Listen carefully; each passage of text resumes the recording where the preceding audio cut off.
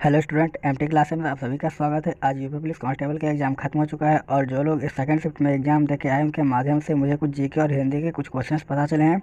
इस वीडियो में मैं वो सारे प्रश्न करवाने वाला हूँ। आप लोग बताने में से कौन सा प्रश्न आए थे और कौन सा नहीं।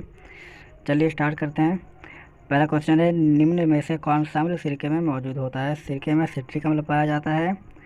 अगला क्वेश्चन है, राष्ट्रीय युवा दिवस किस दिन मनाया जाता है? राष्ट्रीय युवा दिवस 12 जनवरी को मनाया जाता है। अगला क्वेश्चन है, the God of small things पुस्तक के लेखक कौन है? इस पुस्तक के लेखक अरुंधति रॉय हैं।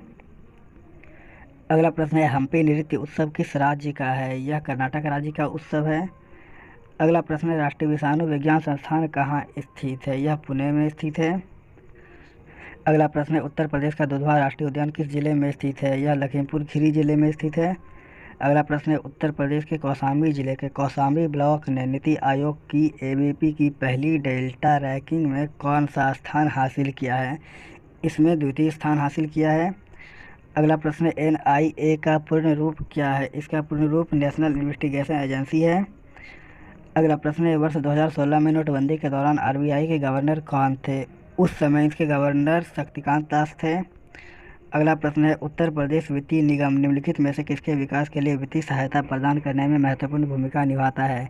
इसका आंसर हो जाएगा ऑप्शन नंबर डी, उद्योग। अगला प्रश्न है, इजराइल हमास संघर्ष क्षेत्र से भारतीय नागरिकों को निकालने के लिए भारत द्वारा कौन सा ऑपरेशन शुरू किया गया था? इसके लिए ऑपरेशन विजय शुरू किया गया था। अगला प्रश्न है, किस ब्रिटिश वायसराय ने बंगाल के विभाजन किया था? बंगाल विभाजन लॉर्ड कर्जन के समय में हुआ था। अगला प्रश्न है, भारत के किस बंदरगाह को अरब सागर की रानी के नाम से जाना जाता है? अरब सागर की रानी के नाम से कोच्चि को जाना जाता है। अगला प्रश्न है, सरकार का वह खाता जो केवल चालू वित्तीय वर्ष से संबंधित है उसे क्या कहा जाता है? इसे राजस्व बजट कहा जाता है। अगला प्रश्न है, वर्ष 2011 में भारत में जनगणना कितने चरणों में किया गया था? 2011 का जनगणना 2 चरणों में समाप्त हुआ था।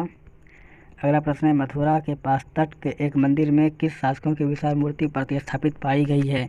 इसमें मौर्यों की विशाल मूर्ति पाई गई है। अगला प्रश्न है, मोगाओ गुफा जिसे हजारों बुद्धों की गुफा कहा जाता है किस देश में स्थित है? यह चीन में स्थित है। अगला प्रश्न है, क्यात किस देश की मुद्रा है? क्यात म्यांमार की मुद्रा है। अगला प्रश्न है, भारत में राष्ट्रीय बालिका दिवस किस तारीख को मनाया जाता है? तो यह 24 जनवरी को मनाया जाता है। अगला प्रश्न है, चंद्रयान 3 के रोवर का नाम क्या है? इसके रोवर का नाम प्रज्ञान है।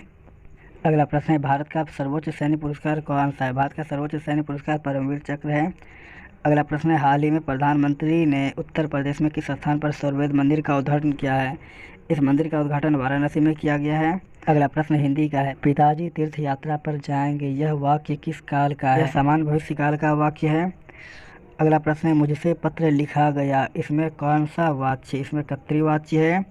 हमारा अगला प्रश्न है, घाव पर नमक छिड़कना मुहावरे का अर्थ क्या है? इसका अर्थ है दुखी को और दुखी करना। हमारा अगला प्रश्न है, मुख का विलोम शब्द क्या होगा? मुख का विलोम शब्द वाचाल है। हमारा अगला प्रश्न है, अद्भुत रस का अस्थायी भाव कौन सा है? अद्भुत रस का अस्थायी भाव विस्मय है।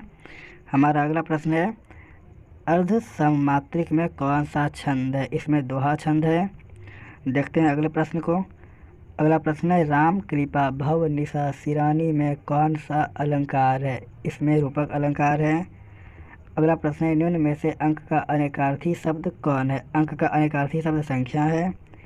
अगला प्रश्न है, निम्न में सेठ का तत्सम शब्द कौन सा है? सेठ का तत्सम शब्द श्रेष्ठी है। अगला क्वेश्चन है, सरस्वती का पर्यायवाची शब्द कौन सा नहीं है? कामिनी सरस्वती का पर्यायवाची शब्द नहीं है, कामिनी नारी का पर्यायवाची शब्द है। अगला प्रश्न है, कामसूत्र किसकी रचना है? कामसूत्र के लेखक वात्स्यायन हैं। अगला प्रश्न है, निम्न में से संत कबीर की कृति कौन सी है? संत कबीर की कृति इनमें से बीजक है।